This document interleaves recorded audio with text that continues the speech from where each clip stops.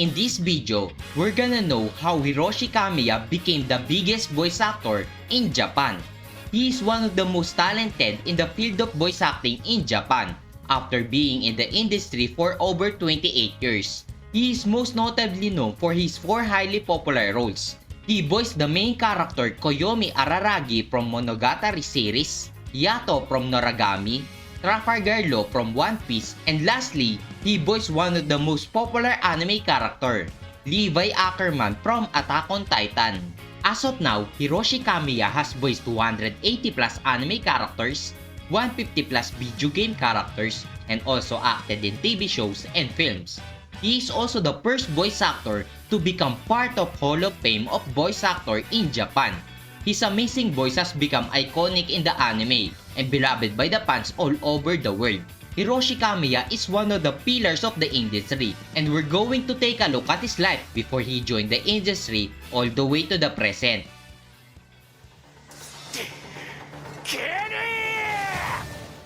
Hiroshi Kamiya was born on January 28, 1975 in Matsudo City, Chiba Prefecture in Japan. Even though he was born on Chiba, he grew up in Ushiko, Ibaraki Prefecture. When he was little, he wanted to become a bus driver. During the same time, he also joined the karate club at elementary school. In high school, Hiroshi Kamiya is the type of student that is actively involved in sport during his school days. He still continued to join the karate club in junior high school all the way to high school. However, he quit after earning his black belt in high school. After quitting the karate club, he was then persuaded to join the school drama club by a friend. After a couple of months in drama club and being a couple of performances, Hiroshi Kamiya started to play lead roles in various plays. They also participate in some acting competition, and sometimes Hiroshi Kamiya wins a Best Acting Award. He really fell in love with acting and decided that he wanted his career to be acting. That's why Hiroshi Kamiya gave his best and studied to pass the entrance exam in Osaka University of Arts. But unfortunately, he failed the entrance exam. Hiroshi Kamiya tries to apply to another acting school, and one day, while searching, he saw an advertisement in the theater magazine about Aoni Juku. Interested by the advertisement, he entered Aoni Training School. However, he didn't know that it was a voice acting school. Hiroshi Kamiya decided to at least try a shot at voice acting. Since then, he has learned a lot about various aspects of voice acting. After time passes, his voice acting career sooner began in 1992 at the age of 17 with a minor role where he voiced the role of Akihiko no Koka from Kiteretsu Encyclopedia. In 1994, at the age of 19, he finally graduated from voice acting training and officially joined Aoni Production as a voice actor. Over the years of voice acting training, he gradually fell in love with voice acting. That's why he quit all of his part-time job after he started working as a voice actor. He officially debuted as a voice actor, not a trainee, with a minor role in the anime Chibi Maruko-chan and Marmalade Boy. However, it doesn't mean that his life is in a good position. Being an amateur voice actor, you are bound to have a low salary, especially in the 1990s when the anime industry is still not established. His first month's salary was only 6,200 yen. Fortunately for Hiroshi Kamiya, he was still living with his parents, so he would not worry about food or transportation. The only thing he can worry about is to travel for 2.5 hours to the recording studio. Then in his 4th year as a voice actor, his income was already stable. That's why he finally moved to Tokyo to live alone. It was also the beginning of the days of struggle that every single coin matters in order to survive. Hiroshi Kamiya's earlier days as a voice actor were so hard. In the 90s, there is not really that competition for rookies, compared today that you need to compete with thousands of voice actors. But it was still hard to earn a leading role because you need to compete with many high-profile voice actors of that era. During this period of time, Hiroshi Kamiya was just doing narrator work for various company and television. As for his voice acting in anime, he was voicing minor character for the most part. His only notable role was his first ever villain role, Zazie the Beast in the classic anime Trigun in 1998, and his first ever main cast role in the adventure anime Jibako-kun in 1999. From the start of 2000 all the way to mid-2000, his talent was getting recognized that it deserved. As time flew by, he became more and more famous. A lot of people became fan of him because of his talent at voice acting. From here on, Hiroshi Kamiya load of work in anime will increase to impressive level. He was voicing a lot of major roles in various popular anime with consistency and quality that was starting to impress fans and director. His notable anime that he was voicing in were Nor, Gantz, Canon, Pokemon, Tsubasa Chronicle, Saint Seiya, Gundam, Digimon, and Honey and Clover. So far, Hiroshi Kamiya has voiced over 40 plus voice acting roles in his 10 years as a voice actor. Hiroshi Kamiya became one of the most exciting talent in voice acting. He was starting to be a dominant presence in the industry. He was showing potential to be a star among voice actors. However, it all came crashing down in 2006. 2006 was a really great year for him. He voiced 12 anime characters. He voiced a lot of major roles such as Shuya Arisada from Princess, Kaoru Sayonji from Gakuen Heaven, and Teruma Kamioka from Bakkyo Hit. This is the most voice acting role he has done in his career. However, a unexpected event that will turn things around in his life. While riding his motorcycle on August 7, 2006, Hiroshi Kamiya was hit by a car, resulting in grave injuries. Fortunately, he was taken immediately to the hospital. He was put in a induced coma to avoid further damage. Everyone was shocked when they received the news about what happened to him. A lot of his fans and colleagues were praying for him to recover. Fortunately, good news came around when the risk of his losing his life was no longer possible. According to his manager, while Hiroshi Kamiya was being carried to the ambulance, he heard Hiroshi Kamiya say, "I go to work," despite him being heavily injured. He said that because the accident happened before the recording of the final episode of Honey Clover 2. In just one sentence, you can see that Hiroshi Kamiya is really passionate on his work because for him, this is the year that he's been waiting for. 2006 was really a great year for him and he thinks that this opportunity might not happen again. His fear eventually happened when he was replaced by Kenji Nojima for his role as Yuta Takemoto from Honey and Clover 2, Teruma Komyoka from Bakkyo Hit, and Kuse from Canon 2nd season. Other of his role was replaced by other voice actor. After a month had passed, Hiroshi Kamiya woke up from the coma. Despite how grave the accident had been, fortunately, his voice did not get affected and there was no damage to the brain or anything else. He shown phenomenal recovery in just 1 month after his consciousness returned. Then Hiroshi Kamiya was discharged on September 29, 2006, almost 2 months since the accident happened. He still continued to rehabilitate after that. Fans were joyful after hearing the good news. During this time, he was visited by his friend and fellow voice actor, Romy Park, who gave him a get well soon amulet. Hiroshi Kamiya stated he still has it today. His friend also gave him a cross necklace as a talisman to wish him a fast recovery. That's why he wore it almost every day, and even to this day, he still has it. However, he kept it now in his bag, so it doesn't get broken. After the rehabilitation, Hiroshi Kamiya was back at doing voice acting, and quickly returned to his role as Teruma Kamioka in the final episode of Bakkyo Hit. Even though he is back at doing voice acting, he was feeling anxious and doubted whether his voice acting career would even take off, and still whether he could continue as a voice actor. He has been in the industry for 12 years. However, for him, he has not even achieved any success. He said that because some month he has only one voice acting job, or worse is that he has nothing.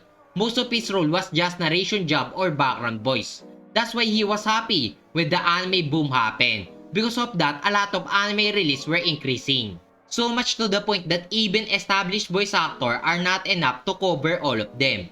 That's why he was happy, because a voice actor like him who has been voicing in narration job and background voice was given the chance to take the job.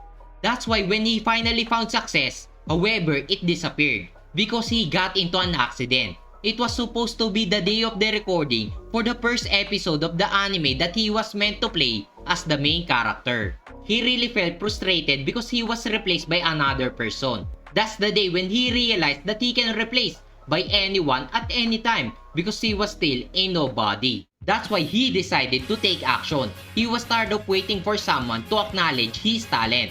That's why the accident that happened to him, he saw it as a positive thing. For him, it was a sign of a new beginning. The accident made him realize that he was making a mistake. He thinks that if the accident had not happened to him, he would not notice that he was doing something wrong. For him, he would always stay like a nobody in the industry, waiting for an opportunity to come.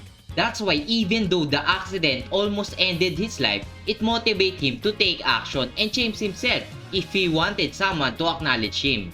Ever since that, Hiroshi Kamiya made a strong comeback in 2007 to 2009 with multiple major roles in anime. The most notable include Thierry Erde from Mobile Suit Gundam 000, Nozumo Itoshiki from Sayonara Zetsubo Sensei, and Takahashi Natsume from Natsume Book of Friends. It was also during this period when he got his two of his iconic role, Koyomi Araragi from Monogatari Series and Trafalgar Law from One Piece. Both of these roles were so far his most popular and successful role, with over 10 years voicing both of the roles. If you watch my other video about voice actor, you know that being a voice actor in Japan, it's natural that you will also work as a radio host. As for Hiroshi Kamiya, he has been part of various radio broadcasts, whether with his own radio show, as a guest on others, or co-hosting with fellow voice actor. He has a lot of experience in radio field. His first experience in radio was back in 1993 with his first ever radio show named Voice of Wonderland. The radio show lasted for 3 years until it was cancelled back in 1996. It was 2007 when he finally had the chance again to have his own radio show with his fellow voice actor and good friend Daisuke Ono. He is known for his role as Jotaro from JoJo Part 3, Midorima from Kuroko no Basket, and Erwin from Attack on Titan. The two of them hosted the radio show Dear Girl Stories, also known as DGS. DGS quickly became one of the most popular voice actor hosted radio show. Even to this day, the radio show was still running for 14 years, with the latest episode 772. Also, because of them hosting the radio show, Hiroshi Kamiya and Ono Daisuke won the Best Personality Award at the 9th Seiyu Award in 2015. 2010 all the way to 2015 was his most successful part of his career. He was no longer an amateur. Instead, he was one of the voice actors that leading the industry. Hiroshi Kamiya was well respected by his peers and the anime community. He was really became a fan favorite and the most dominant voice actor in this period. Year after year, he won a lot of awards and most of the role he has was a major role. A few examples of his major role include Mephistopheles from Blue Exorcist, Ko Ichinomiya from Arakawa Under the Bridge, Kiyoshi Fujino from Prison School, Seijuro Akashi from Kuroko no Basket, Yuzuru Otonashi from Angel Beats, Izaya Orihara from Durarara, Itetsu Takeda from Haikyuu, Yato from Noragami, and his most popular role, Levi Ackerman from Attack on Titan. His role as Levi was become an instant favorite. A lot of people really love his voice, and because of that, he became massively popular. Voicing Levi really changed his career as a voice actor. From 2016 all the way to present time, his voice acting career started slowing down a bit. His voice acting role got less and less over the years, with 2019 being his weakest year since 2001 with only 5 roles. He doesn't have a lot of new major role. Most of the role he was going to voice was just a comeback role. The only notable new role he will going to voice in was Saiki Kuso from Saiki Kuso no Sainan, Rampo Edogawa from Bungo Stray Dog, Kakushi Goto from Kakushi Goto, Ataru Moroboshi from Urusei Yatsura 2022, and Oramichi Omota from Oramichi Onisan. In July 2016, the tabloid magazine Flash published Hiroshi Kamiya with a young kid said to be his daughter. Then it was also revealed that he had been married to a manga artist, Hikaru Nakamura. She is known for her manga Saint Young Men and Arakawa Under the Bridge. Coincidentally, Hiroshi Kamiya voiced Ko Ichinomiya, the main character of the anime adaptation of Arakawa Under the Bridge. Some articles say that they met in 2010 during the recording of the Arakawa Under the Bridge. Fans also realized some clues after Hikaru Nakamura drew the ending illustration of Levi Ackerman that we all know voiced by Hiroshi Kamiya. Also, some clues were revealed that in the autumn of 2011, Hikaru Nakamura gave birth, and that was also around the time when Hiroshi Kamiya moved house, which started the rumors about them being married. This news was a massive uproar that happened in 2016 that a lot of fans did not want to accept the news. Of course, not all of them are mad. There's still a lot of understanding fans that are happy for Hiroshi Kamiya. It's sad to say, but being an entertainer, some fans don't want you to be in a relationship because they will feel betrayed. This is why a lot of celebrities' career got destroyed because they got exposed for being in a relationship. This is why Oni Production, the talent agency that Hiroshi Kamiya is under, released a statement to everyone to just leave Hiroshi Kamiya's private affair alone. After the time passed, he later confirmed on the 484th episode of Dear Girl Stories that he is in fact the person with a child in the photo, but he has never revealed the marriage allegation.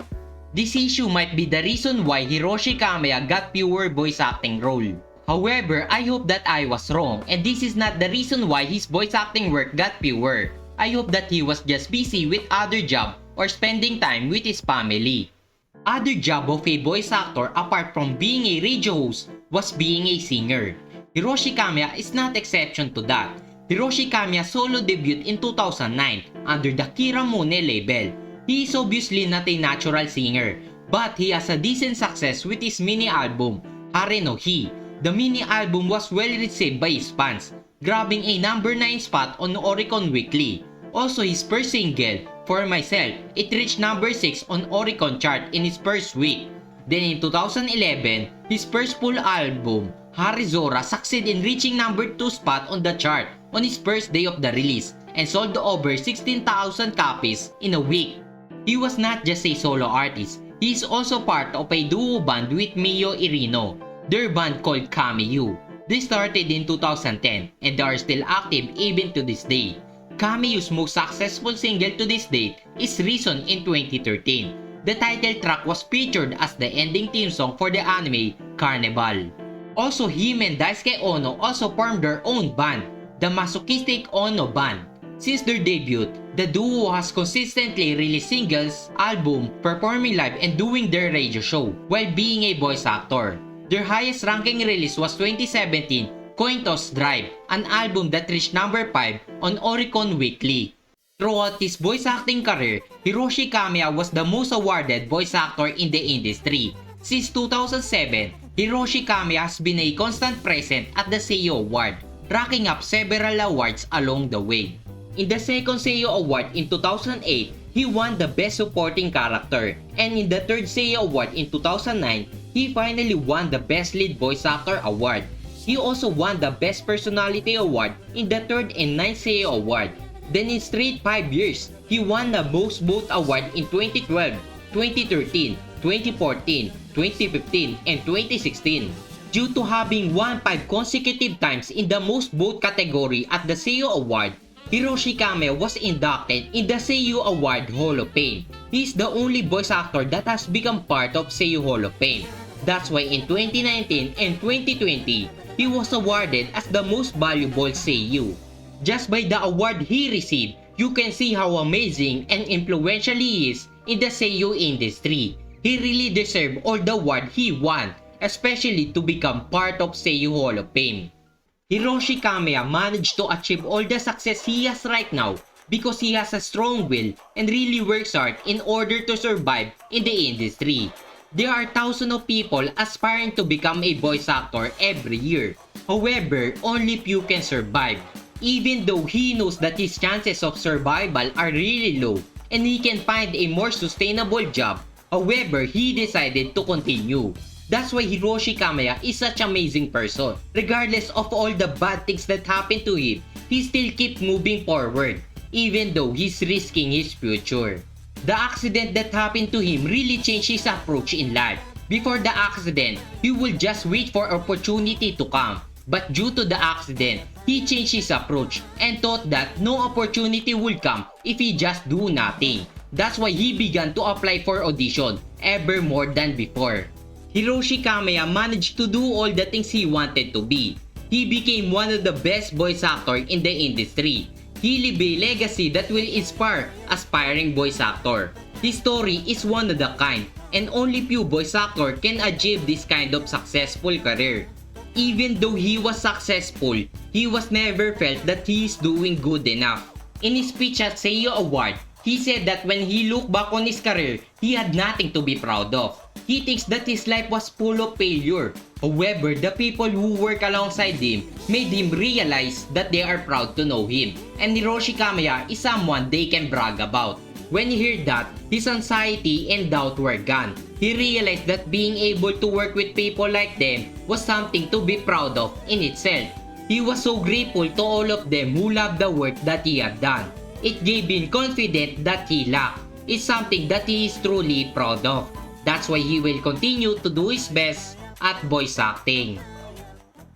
Guys, I decided to create my own Patreon. So if you want to support my channel, then make sure to go over to my Patreon because it will help me a lot. I also create my own Discord server. So join my Discord. I have a lot of plans for my Discord, such as doing some events like watch party anime, movies, save discussion, and many more. So I hope that I will see you there. Again, thank you so much for watching. Don't forget to like this video, subscribe to my channel, and don't forget to leave a comment. Also, check out my other videos about Japanese voice actor. And I see you on my next video. Bye bye!